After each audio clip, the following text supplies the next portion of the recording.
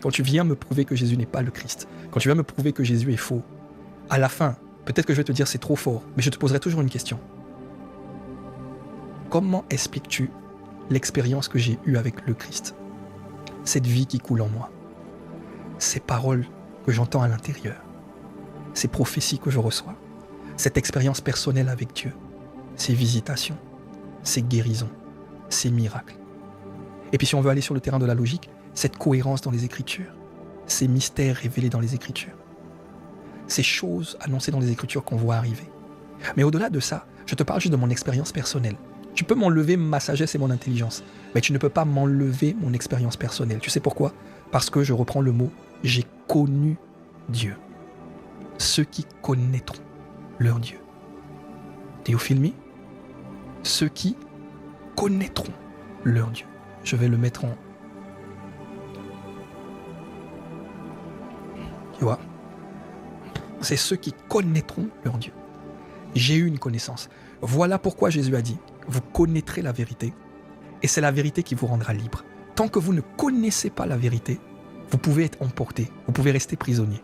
Mais une fois que vous l'avez connu, même si on vous donne les meilleurs arguments, il y en a un sur lequel on ne pourra jamais vous faire tomber. C'est explique-moi la vie qui coule en moi.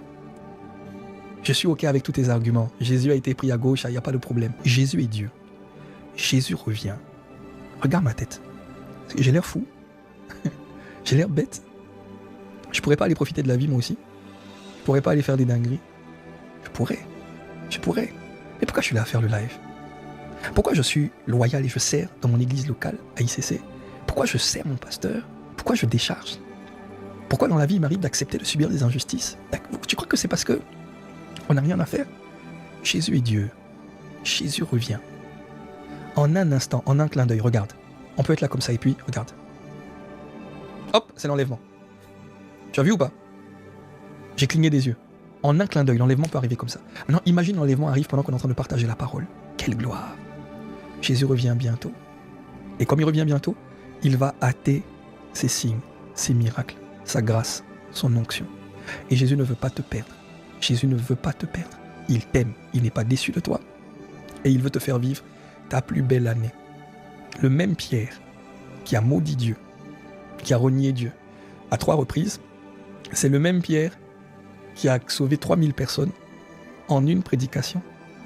Je n'ai jamais fait un live où j'ai eu 3000 personnes de connectées. Dès mon premier live. Mon premier live que j'ai fait, il y avait 30 personnes connectées. Pierre, le premier live qu'il a fait dans Actes des Apôtres, 3000 personnes ont été sauvées. L'église a commencé direct. Bah,